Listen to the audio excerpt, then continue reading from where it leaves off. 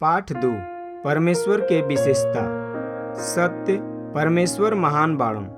Bible पद। इब्रानियों अध्याय 4 का 13वां पद। सृष्टि का कोई वस्तु उसे छिपल नहीं हो, वरना जैसे हमें काम हो ओकरे आँख के सामने सब चीज खुलर और प्रकट हो। परिचय। अगर हम आपन कपड़ा धोवल चाहत बानी तो का पहले कपड़ा तार पर टांग दे, बिना पानी साबुन लगावले, बिना खंगारले? ना, हमनी के हर एक काम एक नियम से करे के पड़ी, ए खातिर कि परमेश्वर सही रीति जान के बा। हमनी के ए बात समझे से पहिले कि परमेश्वर के ह और ऊ का कहले बाड़न और ऊ काहे खातिर कइलन। शुरुआत बाइबल के पहला पद जोर से पढ़ी। उत्पत्ति अध्याय 1 का पहला पद।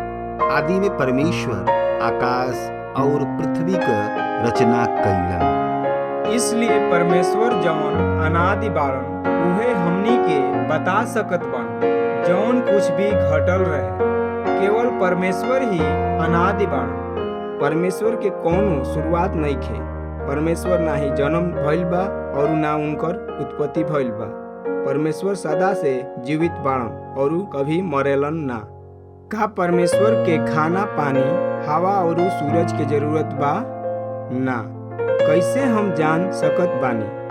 हर एक वस्तु के पहले परमेश्वर रहला हन, ऊ पहले से रहला हन और ऊ अपना सामर्थ्य से जीवित बाड़न। परमेश्वर आत्मा बाड़न। परमेश्वर आत्मा बाड़न। उनकरा पास हमनी के जैसे शरीर नइखे। परमेश्वर की आत्मा हर एक जगह पर बा। अगर हम पहाड़ पर चली जाई, ओइजो परमेश्वर बाड़न। कहीं भी हम जाए, परमेश्वर बाड़न। हम परमेश्वर से छुप नहीं सकत। परमेश्वर महान बाड़न। परमेश्वर सर्वशक्तिमान बाड़न। सारा वस्तु परमेश्वर के अधिकार बा। परमेश्वर हर एक चीज से ज्यादा शक्तिशाली सामर्थी बाड़न, जिनकरा बारे में हमनी के सोच सकत बानी जा। परमेश्वर सर्वव्यापी बाड़न। परमेश्वर हर जगह पर बाड़न। कहीं भी हम जाए, परमेश्वर वहाँ बाड़न। परमेश्वर सर्वज्ञानी बाड़न। उनकरा सब कुछ पता बा और परमेश्वर हमनी के गुप्त विचार के बारे में भी जानत बाड़न। अगर हम ई जानत बानी और विश्वास करत बानी तब परमेश्वर सब कुछ करे नी जैसा ऊ कह चुकल बानी।